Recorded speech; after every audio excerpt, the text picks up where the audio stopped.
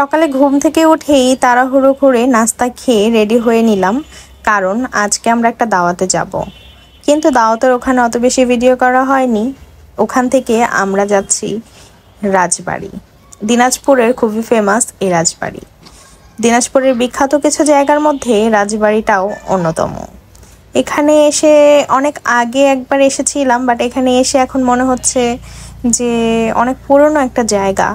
এটার সঠিক ইনফরমেশনটা আমার কাছে নেই, তবে দেখে ভালো লেগেছে যে রাজার নাকি বাড়ি ছিল এটা।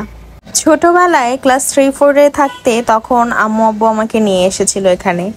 তারপরে এই আসলাম, এসে ভালোই লাগছে, কিছু ছবিও তুলে নিলাম। এখানে আবার বসে হিন্দু কিছু বৌদি ওনারা পাঁপড় বিক্রি করছিল। আমরা আর কিনিনি ওনাদের কাছ থেকে, কিন্তু পাঁপড় আমাদের ভালোই লাগে খেতে। এখন আমি যাচ্ছি ওই সাইডে নাকি এই রাজার একটা মন্দির আছে সেখানে। আমরা মুসলমান হয়েও যদিও আসলে মন্দির এইসব জায়গায় যাওয়া উচিত না, তবুও আমি বেশি দূর একদম যাইনি, কাছে থেকে একটু ভিডিও করে নিয়ে এসেছি। এখানের পরিবেশটা খুবই ভালো ছিল, আর ওই দিনের ওয়েদারটাও খুব ভালো ছিল, অত বেশি গরমও ছিল না, সেজন্য খুব খারাপও লাগেনি। এটা হচ্ছে মন্দিরের গেট। গেটগুলো এত আগের, তবু এত সুন্দর করে বানানো, দেখে খুবই ভালো লাগছিল। এখানে কয়েকজন আঙ্কেল আছেন যারা মনে হয় অনেক বছর ধরে এখানে কাজ করেন। এখানে জুতোগুলো পাহারা দেয় ওনারাই, তাই জুতো খুলে নাকি ঢুকতে হবে।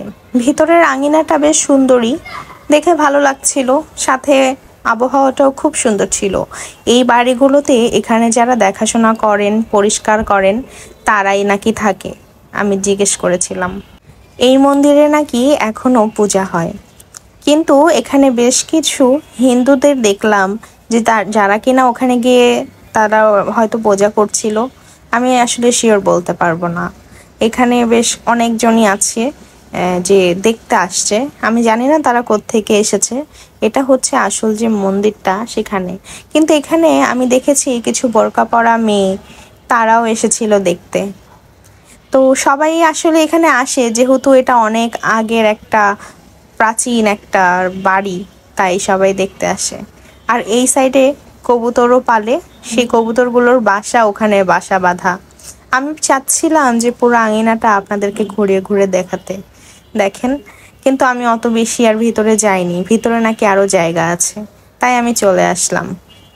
এখন আমরা বাহিরে চলে যাব। দেখি এখন আমরা যাব, রাজারা নাকি একটা পুকুরে গোসল করত, তার যে রানী ছিল তারাও গোসল করত, সেখানে যাব সেই জায়গাটা দেখতে। যদি সেই জায়গাটা এখনো খোলা থাকে তাহলে তো অবশ্যই দেখা হবে। তাই আমরা এখন বের হয়ে যাচ্ছিলাম সেখানে। আমরা কিন্তু অটো রিক্সা ভাড়া করে নিয়ে এসেছিলাম, কারণ এখানে এত ইজিলি অটো না পাওয়াও যেতে পারে, আবার পাওয়া গেলেও তারা কত টাকা দাম রাখবে বা ভাড়া রাখবে সেটা তো জানি না। আর এই যে সাগরটা, এটা আসলে একটা সাগর না, এটা একটা নদী। এইখানেই নাকি রানী গোসল করতো, কিন্তু আমরা এর আগে যখন নাকি এসেছিলাম তখন ওখানে দেয়াল করা ছিল না। রাজার বাড়ির পিছন দিয়ে এই নদীটা জয়েন করা ছিল, কিন্তু এখন হচ্ছে ওই রাজার বাড়ির পাশ দিয়ে দেয়াল তৈরি করে দিয়েছে, এজন্য আর ওভাবে দেখা যাচ্ছে না। তাই এখানে আসলে একটা পার্কের মতো মানুষ এসে বিভিন্ন ধরনের খাবার খায়, এবং এই পাশে দিয়ে আরেকটা রেস্টুরেন্টও ছিল। এই হচ্ছে সেই নদীটা। নদীটা দেখতে অসম্ভব সুন্দর ছিল, আর ওই দিনের আকাশটা অনেক সুন্দর ছিল।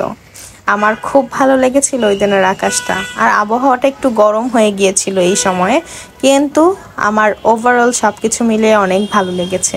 দিনাজপুরের আরও অনেক জায়গা আছে ঘোরার মতো, আমি অত বেশি ঘুরতে পারিনি কারণ আমার সময় খুবই কম ছিল।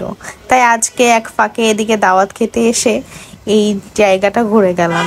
এখন আমরা আসলে চলে যাচ্ছি বাসায়, কারণ অলরেডি অনেক রাত আর এত অন্ধকার।